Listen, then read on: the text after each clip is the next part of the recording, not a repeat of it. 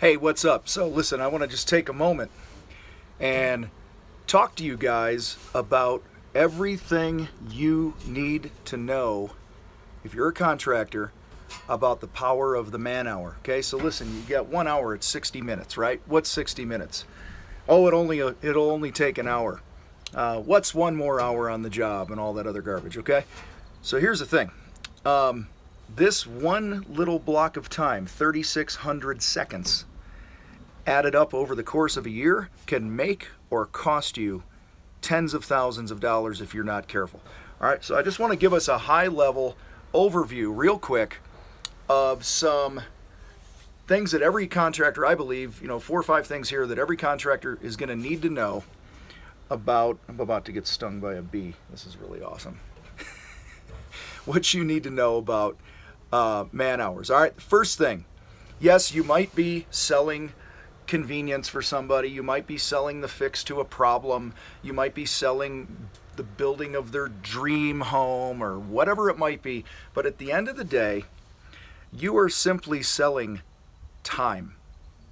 You are selling time. All right. So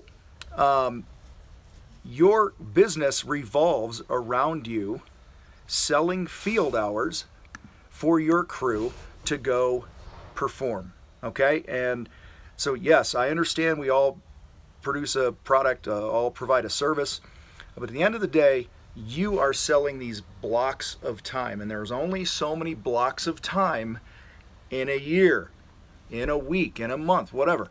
Okay, and so the more of those blocks of time that you can fill up and capitalize on and get paid for, the better. The more of those blocks of time that you are working and paying your employees but not collecting money for, that's a problem. All right, second thing, productivity equals profit.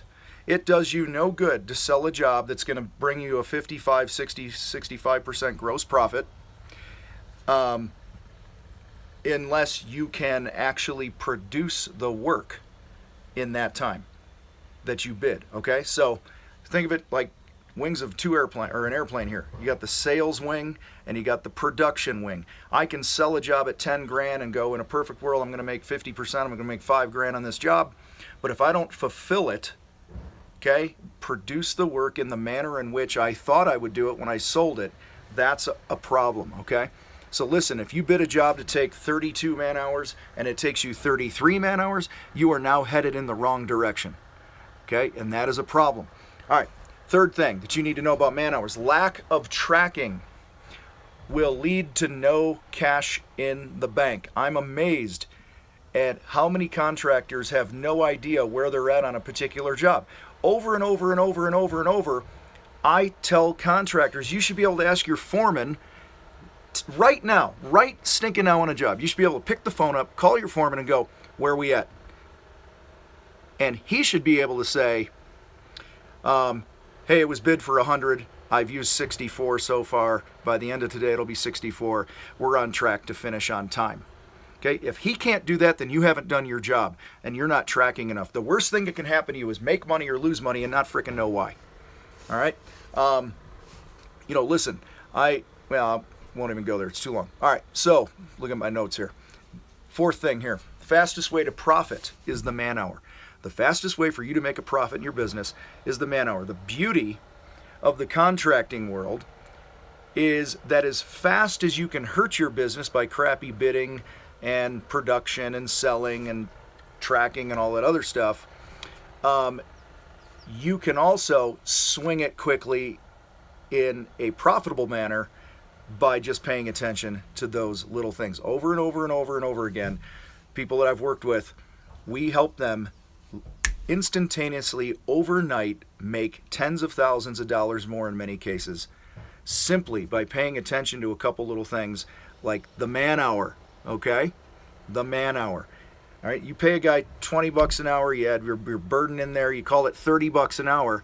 Every man hour that dude is not producing work that you have bid for is costing you money. All right. And I also believe you need to invest in your people. So it's good to have paid training and things like that. So if you have an operations meeting, if he's doing a pre-job visit to game plan the job, my phone rang. Sorry, my phone rang.